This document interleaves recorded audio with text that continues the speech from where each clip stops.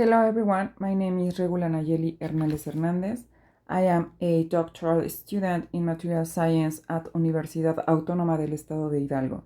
And today I'm going to present my research work, which is titled Biodegradable Films of Corn Husk Residues from METZTITLAN, Hidalgo. As an introduction, in METZTITLAN, 73% of the population is engaged in agricultural activities. Residents involved in corn sales report that the percentage of leaves that do not meet the standards for sales and commercial purposes is considered waste and most of the time is burned, leading to a long-term soil erosion and air pollution. In this sense, corn husks are lignocellulosic matter composed by cellulose, hemicellulose, and lignin.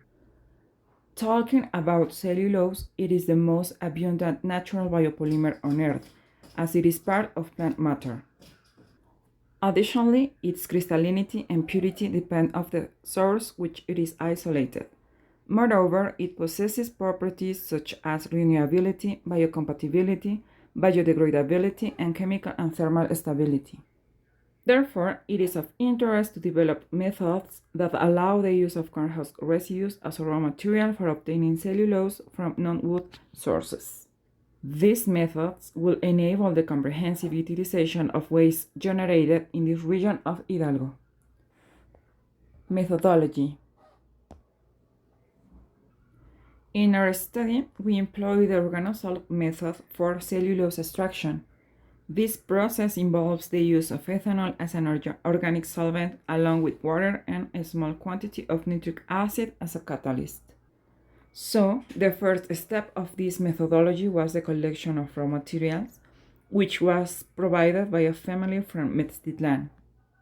The second step was the treatment of the husk. They were washed, dried, and shredded to a size of 1 centimeter approximately. Subsequently, the husk-led extraction was performed to obtain raw materials free of extractives such as pigments and fats.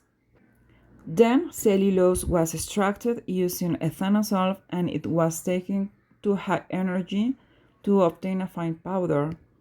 This powder of cellulose was used to prepare films which were finally tested for biodegradability in a biodigester.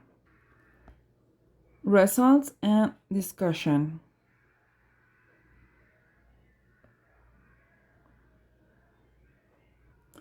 In Figure 1, we can observe the diffraction patterns of the commercial cellulose labeled as CC and the ethanosolv cellulose labeled as CMSO.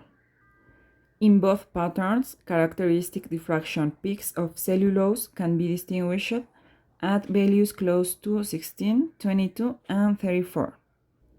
Additionally, the crystallinity indices were determined to be 55% for CC and 48% for CMSO, as we can see in Table 1. Infrared analysis. In Figure 2, we can observe the infrared spectra of the raw material MP and the ethanosolv cellulose CMSO. The characteristic functional groups of cellulose are clearly distinguished. For example, the signal at 3338 corresponds to asymmetric stretching of the oxygen-hydrogen bonds. Also, the peak at 2892 indicates the asymmetric stretching of carbon-hydrogen bonds present in cellulose. The signal at 1637 corresponds to the oxygen-hydrogen bonds of moisture absorbed by the sample. Moreover, the peak at 1236 indicates the effectiveness of this treatment. This signal corresponds to lignin. As we can see in the raw material's red spectrum, it appears more intense compared to the blue spectrum of CMSO.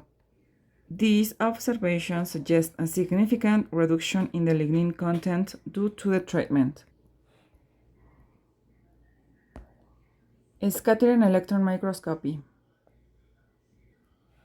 In Figure 3, we can observe the micrograph of the extract-free corn husk, allowing us to discern the lignocellulosic block that forms the leaves cellular structure. Moving on, figure 4, we encounter the micrograph of ethanosol cellulose, where well-defined fibers validate the effectiveness of this method. Finally, in figure 5, we are presenting a micrograph illustrating the texture surface of the CMSO-derived film with uniformly dispersed particles. Films and biodegradability test. In figure 6, we can observe the depiction of the film manufacturing process. The initial step entails the formulation of two solutions. Solution 1, which comprises cellulose and water, and solution 2, composed of gelatin and water. Subsequently, both solutions are mixed, employing a plasticizer under controlled temperature and agitation. Afterward, the resultant mixture is carefully poured by casting technique into petri dishes with Teflon discs. Finally, in figure 7, we are presenting the photographs of the films inside the hand biodigester, where we can see the circular outlines of the films on the first day of contact with the medium. In this other photograph, we can observe the surface without any traces of the films. So this process of biodegradation was completed within 11 days. In conclusion, it is possible to produce biodegradable films from cellulose isolated from corn husk agricultural waste, which has a crystallinity of 48%. Also, it is possible to observe in figure 4 that the ethanosol method allows the obtaining of well-defined fibers. Finally, the test of biodegradation indicated that under the condition of the biodigester, these films are completely degraded in 11 days. Finally, by harnessing the potential of corn husk residues, we have demonstrated a practical way to obtain cellulose, which is a valuable and versatile material used in various industries. Not only does this contribute to waste reduction, but it also showcases a path toward a more circular economy.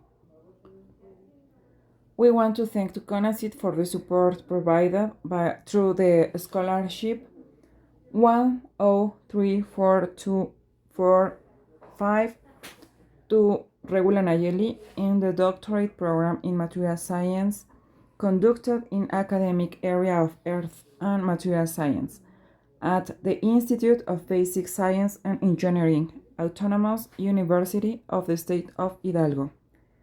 Thank you so much for your attention. Have a good day.